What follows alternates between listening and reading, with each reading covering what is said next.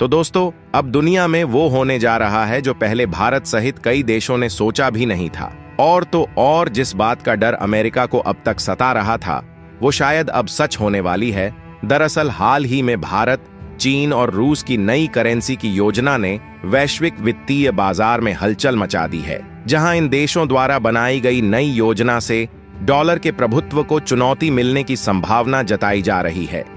लेकिन इस बीच अमेरिका ने एक बार फिर से ब्रिक्स देशों पर गंभीर आरोप लगाए हैं, जिससे अंतर्राष्ट्रीय संबंधों में और तनाव बढ़ने का डर है। और कुछ समय पहले तक जो कनाडा भारत से सीधे मुंह बात नहीं कर रहा था, अब वही कनाडा भारत के आगे झुकने पर मजबूर है। पूरी डेवलपमेंट क्या है, आइए जानते हैं आज की इस वीडियो में। लेकिन आगे बढ़ने से पहले इस वीडियो को एक लाइक करके चैनल को सब्सक्राइब जरूर कर लीजिए, क्योंकि यह आपके लिए महज 1 सेकंड का काम है, लेकिन इससे हमारी काफी बड़ी मदद होती है। दरअसल भारत के विदेश मंत्री एस जयशंकर ने कम से कम 3 अलग अलग सार्वजनिक मंचों पर साफ तौर पर यह कहा है कि भारत की ब्रिक्स संगठन के साथ मिलकर अंतर्राष्ट्रीय व्यापार में अमेरिकी डॉलर को बाहर करने की कोई योजना नहीं है। यह बयान उन्होंने ऐसे समय में दिया है जब वैश्विक स्तर पर डॉलर की भूमिका को चुनौती देने की बात हो रही है। लेकिन फिर भी अमेरिका की नई सत्ता इस बात को पूरी तरह से समझ नहीं पा रही है, क्योंकि हाल ही में अमेरिका के खुफिया विभाग ने अपनी सालाना रिपोर्ट जारी की, जो अमेरिकी हितों के सामने संभावित खतरों का आकलन करती है। इस रिपोर्ट में एक महत्वपूर्ण बात सामने आई, और वह है रूस, भारत और चीन द्वारा बनाए गए ब्रिक्स संगठन का डी-डॉलराइजेशन की दिशा में कदम उठाना। हालांकि इस रिपोर्ट में रूस की नीति को मुख्य रूप से जिम्मेदार ठहराया गया है, लेकिन भारत का नाम भी इस संदर्भ में लिया गया है। और अभी तक राष्ट्रपति डोनाल्ड ट्रंप ही इस मुद्दे को उठाते रहे हैं, जबकि अमेरिका के इस रुख को लेकर भारत बहुत ज्यादा गंभीर भी नहीं दिखता। और देखा जाए तो विदेश मंत्रालय ने हाल ही में जानकारी दी कि 24 से 25 मार्च 2025 को ब्रिक्स संगठन के सदस्य देशों के बीच 10वीं नीतिगत योजना बैठक का आयोजन हुआ, जिसमें भारत, रूस, चीन, ब्राजील और दक्षिण अफ्रीका के प्रतिनिधियों के अलावा हाल ही में ब्रिक्स में शामिल हुए नए सदस्य देशों के वरिष्ठ प्रतिनिधियों ने भी भाग लिया। इस बैठक में मुख्य तौर पर ब्रिक्स को एक संस्था के तौर पर विकसित करने के विषय पर विमर्श किया गया है।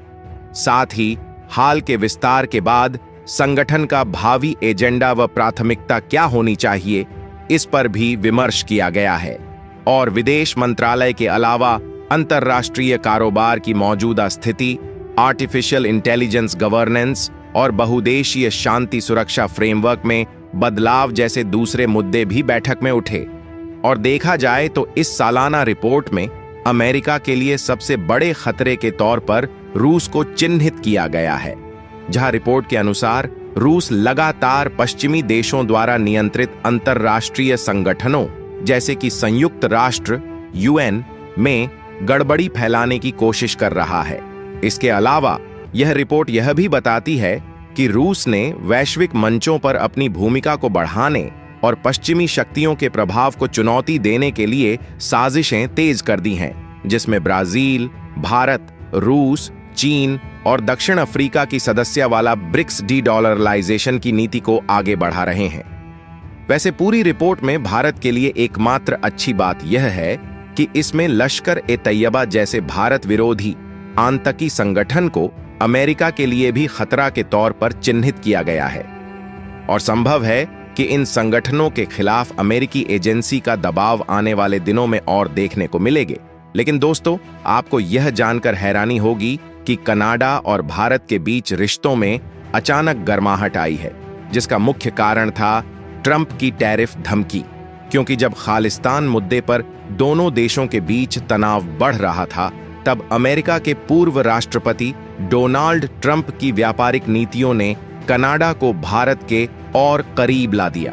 लेकिन सवाल यह है, क्या यह बदलाव सिर्फ व्यापारिक दबाव का नतीजा है या इसके पीछे कोई बड़ी रणनीतिक वजहें भी है? दरअसल जिस तरह अमेरिकी राष्ट्रपति डोनाल्ड ट्रंप द्वारा रेसिप्रोकल टैरिफ लागू करने की घोषणा ने पूरी दुनिया में हलचल मचाई है, और कई देशों ने इसके खिलाफ विरोध भी जताया है।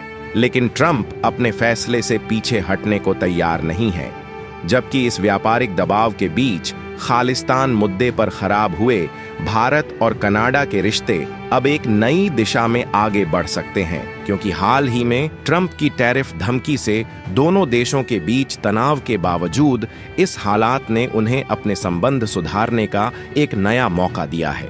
दरअसल 2 अप्रैल से प्रभावी होने वाले इस टैरिफ से भारत और कनाडा दोनों देशों को आर्थिक झटके लग सकते हैं, जिसके चलते दोनों देशों ने व्यापारिक सहयोग बढ़ाने का फैसला किया है ताकि अमेरिकी व्यापार निर्भरता से होने वाले नुकसान की भरपाई की जा सके।